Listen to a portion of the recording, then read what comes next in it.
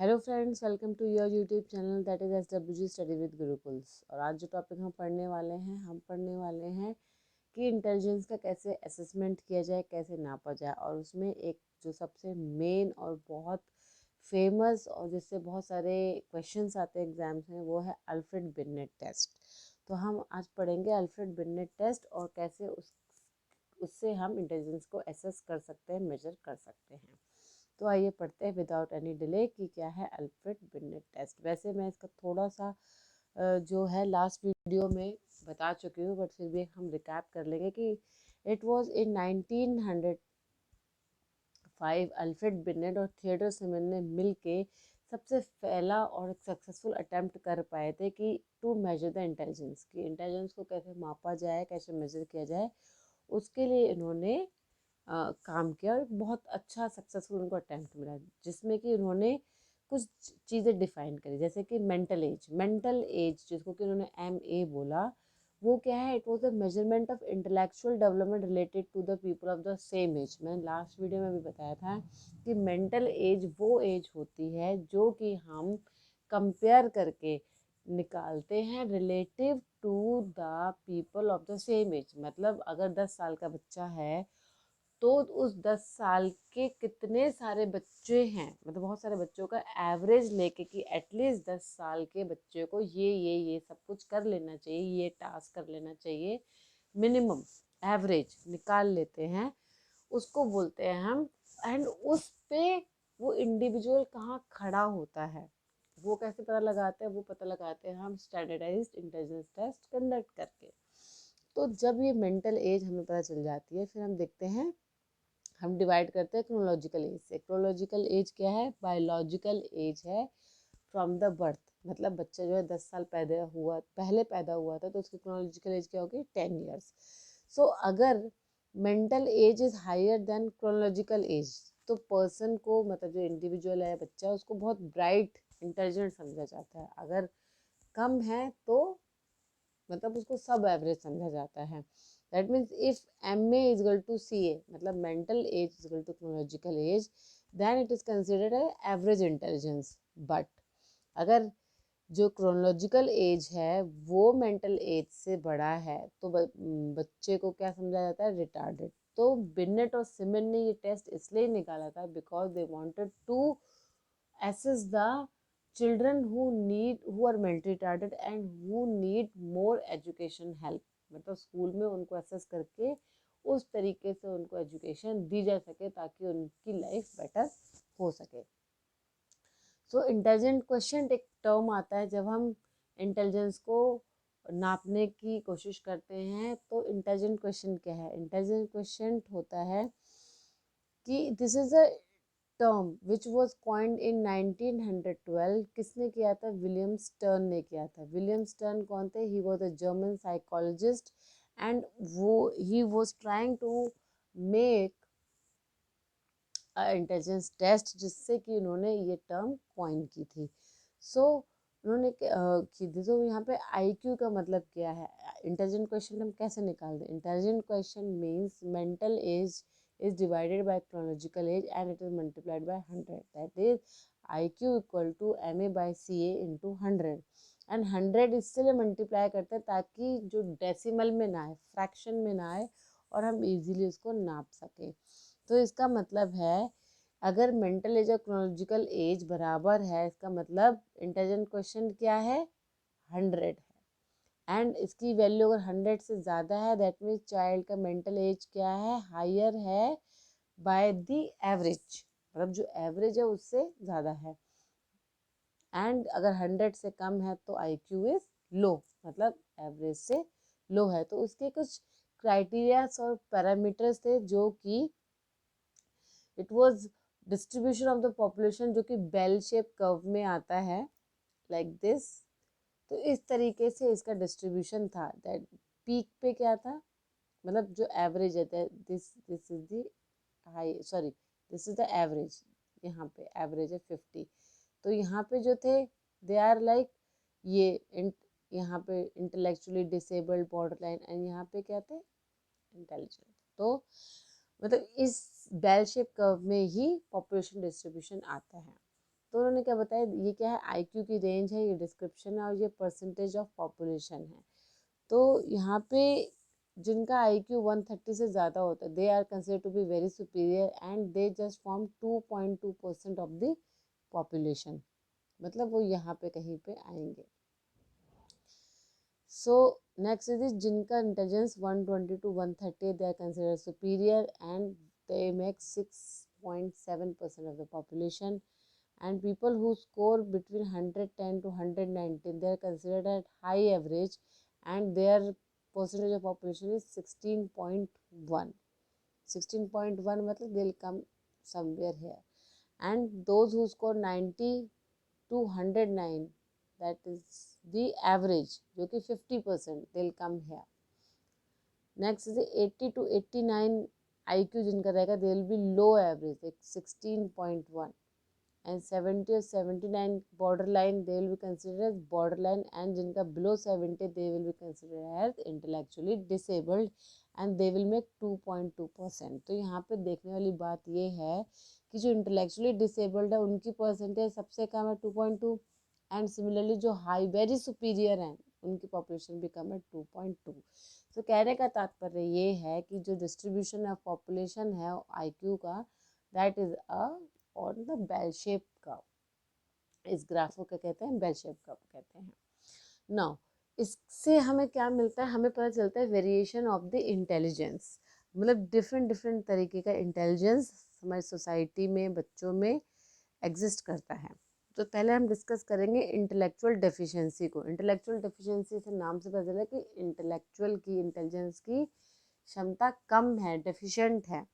सो इसको कैसे डिफाइन करते हैं, हम इसको ऐसे डिफाइन कर सकते हैं, when there is sub average general intelligence intellectual functioning with deficit in adaptive behavior and manifested during the developmental period। यहाँ पे इस डेफिनेशन में तीन चीज़ें कही गई हैं। एक चीज़ ये कही है कि स्कोरिंग जो है सब एवरेज है। हमने अभी लास्ट वीडियो में देखा था, सॉरी लास्ट क्लिप में देखा था, सब एवरेज कहाँ है, हेयर, ये देखिए बिलो एवरेज, ये वाला जो कॉलम है, this is below average, sub average 70 to 80। तो when the scoring is sub average and when there is deficit in adaptive behaviour, देखो इंसान जो है एडजस्ट और अडेप्ट करना जानता है किसी भी सिचुएशन में, be it emotionally, climatic weather या कुछ भी, बट जब उसमें वो असक्षम हो जाए, अडेप्टिव और एडजस्टमेंट में असक्षम हो जाए, और वो जो है मैनिफेस्ट भी हो during the developmental period. Developmental मतलब जब हम छोटे से बड़े हो रहे होते हैं तब जो है इसके साइन एंड सिम्टम्स दिखने शुरू हो जाएं। मतलब अगर बच्चा जो 3 साल का हो गया बट वो चल भी नहीं पा रहा है ना, उसकी टीदिंग नहीं हुई है, वो खुद से खाना भी नहीं कर खा पा रहा है, ग्राफ्स भी नहीं कर पा रहा है, तो इसका मतलब क्या है, वो इंटेलिजेंट जो है डेफिशिएंट हो रहा है। तो बेसिकली आप इसके 3 फीचर्स देख सकते हैं कि जैसे कि मैंने बताया सब एवरेज इंटेलेक्चुअल फंक्शनैलिटी कम होगी, जैसे स्लोवर इन ग्रास, मतलब ढंग से चम्मच पकड़ के खा नहीं पाएंगे राइस, है ना, जबकि 3 साल का बच्चा जो है उस एज का वो खा सकता है, बट एक जो बच्चा है वो नहीं खा पा रहा है, दैट मीन्स उसकी इंटेलेक्चुअल फंक्शनैलिटी में डेफिशिएंसी है। Next is the adaptability of adapt and deal with the environment, मतलब एक वो क्षमता होती है, जैसे मैंने बताया कि छोटे बच्चे को भी पता होता है कि गर्मी लग रही है, ठंडी लग रही है, बोलने लग जाते हैं मम्मा गर्मी लग रही है, एसी ऑन करो, फैन ऑन करो, सर्दी लग रही है, स्वेटर पहना दो। बट ये चीज़ जब एक बच्चे को पता नहीं चल रही है, उसको ठंडी गर्म अपनी केयर के बारे में पता नहीं चल रहा है, दैट मीन्स वो इंडिपेंडेंटली आगे जॉब नहीं कर पाएगा, है ना। उसको टॉयलेट ट्रेनिंग दे रहे हो फिर भी वो जो है नहीं कर पा रहा है, दैट मीन्स उसकी इंटेलिजेंस में डेफिशिएंसी है। And next is manifestation. Manifestation मतलब उसके साइन एंड सिम्टम जो है डेवलपमेंटल पीरियड में दिखने लग जाते हैं, जब बच्चा ग्रो हो रहा होता है, टॉडलर होता है, फिर यंग होता है, स्कूल एज में आता है, धीरे धीरे जब उसकी ग्रोथ हो रही होती है तो इसके साइन एंड सिम्टम्स दिखने लग जाते हैं कि वो ABCD जो है दूसरे तरीक़ों से दूसरे बच्चों के कंपैरिजन में पढ़ नहीं पा रहा है, उसको इन्फॉर्मेशन ग्रास्प करने में, कमांड लेने में प्रॉब्लम होती है, तो जिससे कि हमें पता चलता है कि के इंटेलिजेंस में उसके इंटेलेक्चुअल जो है वो सब एवरेज है, एवरेज भी नहीं है। अब इसके क्या है, लेवल्स होते हैं। एंड लेवल्स कैसे हम डिफाइन कर सकते हैं, मैंने वो अभी जो चार्ट पढ़ाया था, आईक्यू का बेल शेप कर्व बताया था, वो इसलिए बताया था ताकि हम डिफ्रेंशिएट कर सके between the mild level of deficiency, moderate and severe. जब आईक्यू लेवल 55 to 70 होता है, that is a mild form of intelligent deficiency, and moderate when IQ is 35 to 55, and it's severe intellectual deficient तब होता है जब IQ होता है 20 to 35, and profound is beyond 20। profound means बहुत ही गया गुजरा intellectual deficiency है। तो these are the levels of the deficiency जो कि हम आईक्यू के बेसिस पे निकाल सकते हैं। तो ये इनका क्या रेलेवेंस है, हमें इंटेलिजेंट क्वेश्चन तो निकालो, उसका रेलेवेंस ये है जब बच्चों का आईक्यू कम हो, डेफिशिएंट हो, तो हमें नकारना नहीं है बच्चों को, रादर उनको उस प्रकार से ट्रेन करना है, एजुकेट करना है with special care and with extreme sensitiveness कि वो लाइफ में कम से कम डिपेंडेंट रहें, और जिन उनको जो है हम ज़्यादा से ज़्यादा जो है इंडिपेंडेंट बना सके according to their IQ level.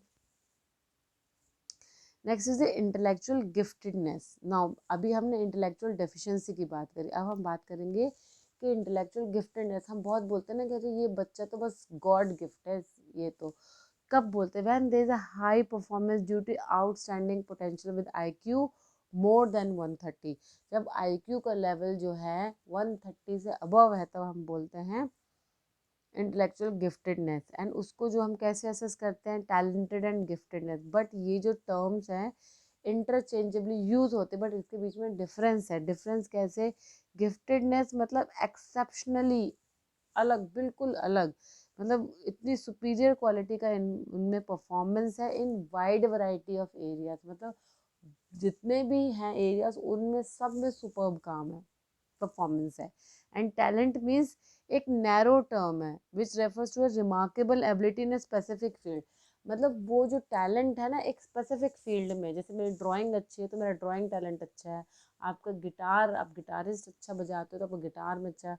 तो मतलब एक नैरो, एक स्पेसिफिक फील्ड में आपने बहुत अच्छा स्कोर किया है, बहुत अच्छी ability, that is the talent. जैसे कि आप सोशली बहुत अच्छे हो, स्पिरिचुअली अच्छे हो, एस्थेटिक अच्छे हो, तो high talented people are also called as prodigies, मतलब उनको प्रोडिजीज जो भी आप बोलते हो बोल सकते हो।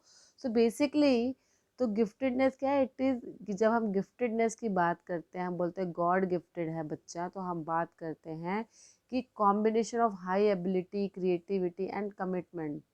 मतलब बच्चा जो है अनएक्सेप्शनली बहुत अच्छा परफॉर्म है, उसमें विल पावर भी है, क्रिएटिवनेस भी है और इंटेलिजेंस भी है एंड हाई एबिलिटी, इन सब का जो कॉम्बिनेशन होता है तब हम बोलते हैं exceptionally general ability, that is a God gift और God giftedness.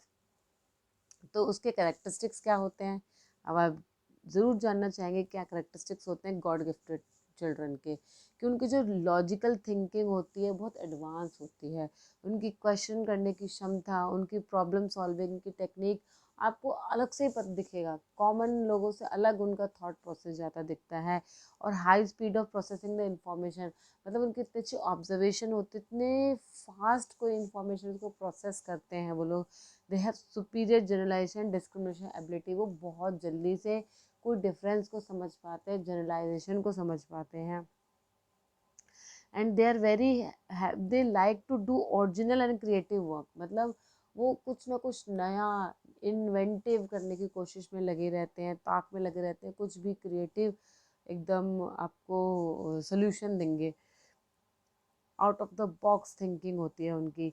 And they have very high level of intrinsic motivation and self esteem, मतलब उनको ना मोटिवेट करने की ज़रूरत नहीं होती। कुछ बच्चे होते हैं ना मम्मी पापा को कहने की ज़रूरत नहीं होती कि बच्चा पढ़ो, वो खुद में लगे रहते हैं। कुछ बच्चे होते हैं लाइक माई डॉटर इज, वो खुद से ड्राइंग करती रहती है, स्क्रिबल, मतलब वॉल पे पेंटिंग कर लेंगे, आप नोटबुक मिल जाए, पेपर मिल जाए, रफ पेपर मिल जाए, शादी का कार्ड मिल जाए, कहीं पे भी drawing. There are children like this, मतलब जिनको कहने की ज़रूरत नहीं होती, खुद से लगे रहते हैं। Then they are independent and non conformist. Non conformist मतलब अगर मम्मी कह रही हैं कि बेटा ये काम कर लो तो वो नहीं, वो पहले पूछेंगे क्यों, मतलब कंफर्म नहीं करना है कि बेटा ये कर लो, नहीं, क्यों करें, रीज़न दो, तब करेंगे, लॉजिक बताओ। तो उनकी ऐसी थिंकिंग होती है। And they are preferred for the solitary academic activities, मतलब वो अकेला काम करना पसंद करते, उनको कोई नहीं चाहिए। Like Einstein was there who like to do alone, 5 साल तक तो वो ऐसे थे कि उनको बोलना भी नहीं आता था ढंग से। So these are some of the characteristic of gifted child. तो friend, this was about the IQ and assessment of the intelligence test. I hope आपके लिए वीडियो जो है आप एग्ज़ाम पर्पज़ के लिए बहुत हेल्पफुल रहेगी। अगर आपको मेरी वीडियो अच्छी लगती है, आप चैनल सब्सक्राइब कर सकते हैं, कमेंट करके बता सकते हैं, फीडबैक दे सकते हैं। तब तक मिलते हैं नेक्स्ट वीडियो में, तब तक के लिए बाय बाय।